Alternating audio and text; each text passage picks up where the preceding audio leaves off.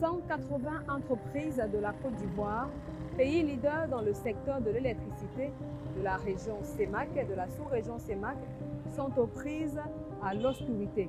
C'est ce qu'elles subissent depuis plusieurs jours, non sans broncher, car les conséquences sont assez lourdes.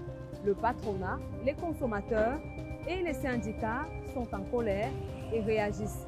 Le problème d'électricité en Afrique, en général, va de pair avec celui de l'eau. Les pays arrivent difficilement à combler les besoins de plus en plus énormes des populations qui ne cessent elles aussi de s'accroître. Pourquoi en 2021, au XXIe siècle, doit-on encore avoir comme préoccupation majeure la question de l'électricité en Afrique comme préoccupation? Qu'est-ce qui ne fonctionne pas?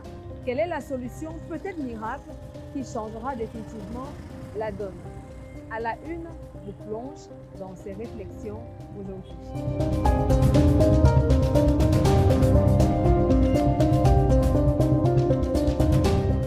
Voilà quelques réactions d'internautes recueillies sur la toile au sujet de la crise de délestage qui touche la Côte d'Ivoire.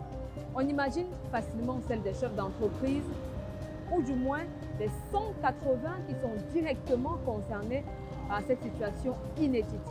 Les coupures de courant sont de plus en plus courantes, fréquentes et étendues sur le territoire de ce pays-là.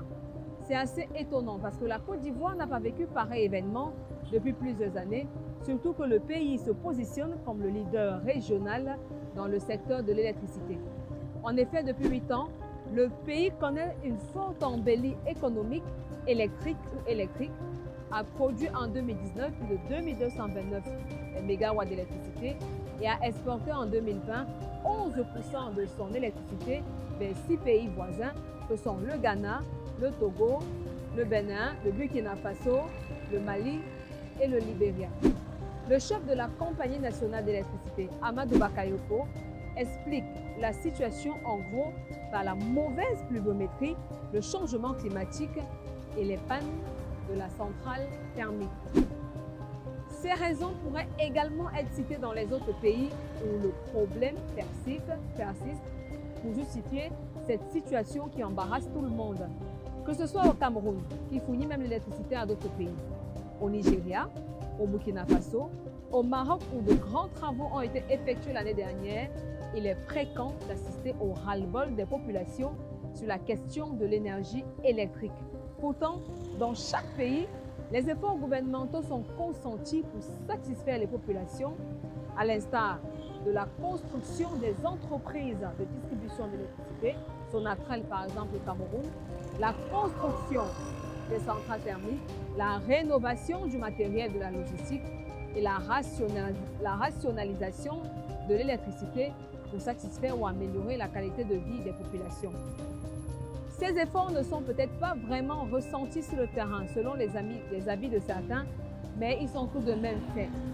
Terminons en notant pour le cas de la Côte d'Ivoire que le retour à la normale est prévu pour dans 4 mois. Donc, population ivoirienne, soyez juste patients, la situation va se rétablir.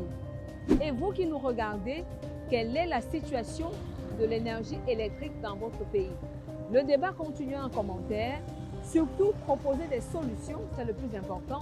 MC Business TV se fera un plaisir de vous lire et de vous répondre, évidemment. En attendant, on se donne rendez-vous jeudi à la même heure sur la même chaîne.